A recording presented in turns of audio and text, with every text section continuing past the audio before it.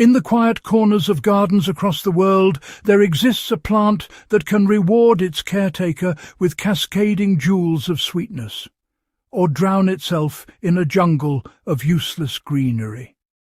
The humble grapevine, ancient, powerful and generous, holds within its twisting tendrils the promise of abundance. But only if you understand its one hidden truth. A grapevine doesn't naturally want to grow grapes. It wants to grow leaves.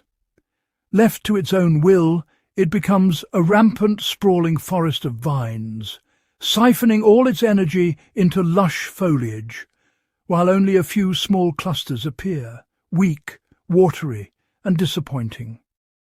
Today, we unravel the method that transforms an ordinary grapevine into a fruit-producing powerhouse. With just a few precise adjustments, you can persuade the plant to pour its life force into grapes, huge, sweet, heavy clusters, year after year.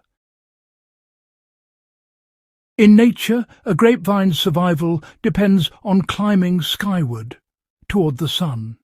To do this, it grows canes, tendrils, and vast curtains of leaves. Fruit is a secondary priority. This means, if you don't control the vine, it will never control its energy. To grow tons of grapes, you must redirect its natural instinct, gently but firmly, so the plant's resources flow not into vegetation, but into fruiting wood. All grape production happens on one-year-old wood. That means today's leaves grow on canes that form this year, but next year's grapes will grow on those same canes. So your mission is to shape and maintain fruiting wood every single year. There are two major training systems. First, spur pruning, used for varieties like Concord, Thompson Seedless, and Crimson. Second, cane pruning, used for most table grapes and European wine grapes. Both methods share one goal: keep last year's wood for fruit. Remove everything else. Winter pruning is where your harvest is decided. In the cold months, when the vines sleep, you remove 70 to 90% of the previous year's growth. Though it looks severe, it's the key to explosive fruiting. Because for grapes, the less wood you leave, the more fruit you get.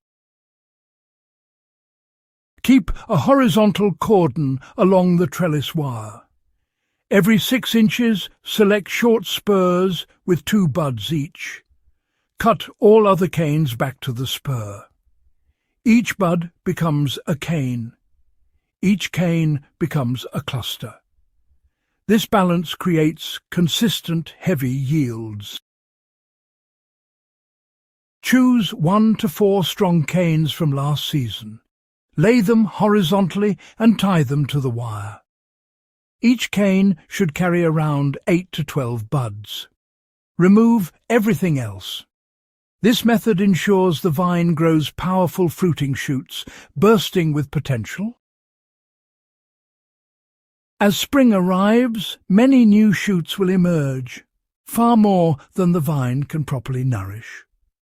Left untouched, the plant shifts back to its default mode leaf production.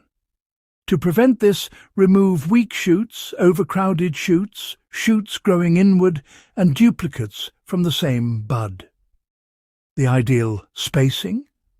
A strong shoot every 4 to 6 inches. This simple act alone can double your grape production. Summer is when the vine gets ideas of grandeur again, trying to send long, useless runners into the sky. This is where summer pruning becomes, well, absolutely essential.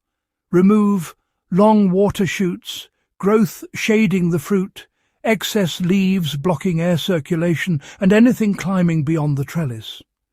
Keep fruiting shoots, leaves directly feeding the clusters, and healthy canopies with filtered sunlight. Sunlight is not just beneficial, it is required for grape sweetness. A cluster exposed to gentle dappled light will always be sweeter, heavier, and more flavorful than one hidden in shade.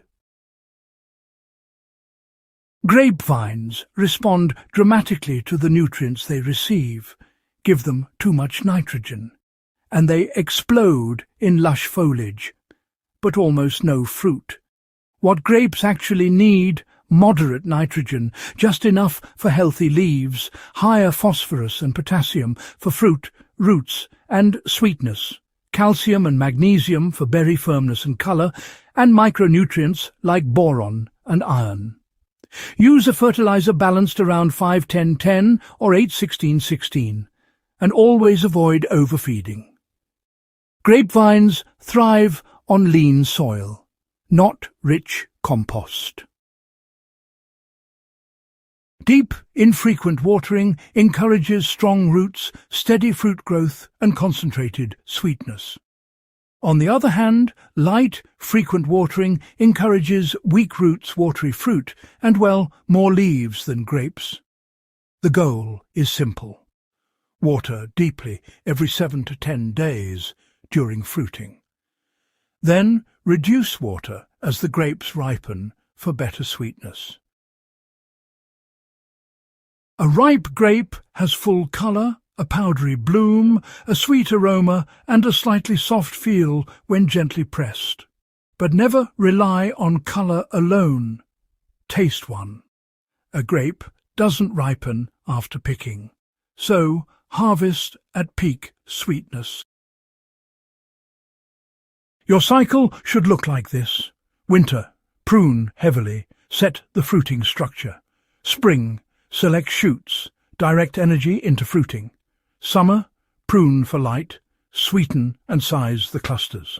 Autumn, harvest, then remove diseased or weak wood. Repeat this cycle, and your grapevine will reward you with abundance for decades.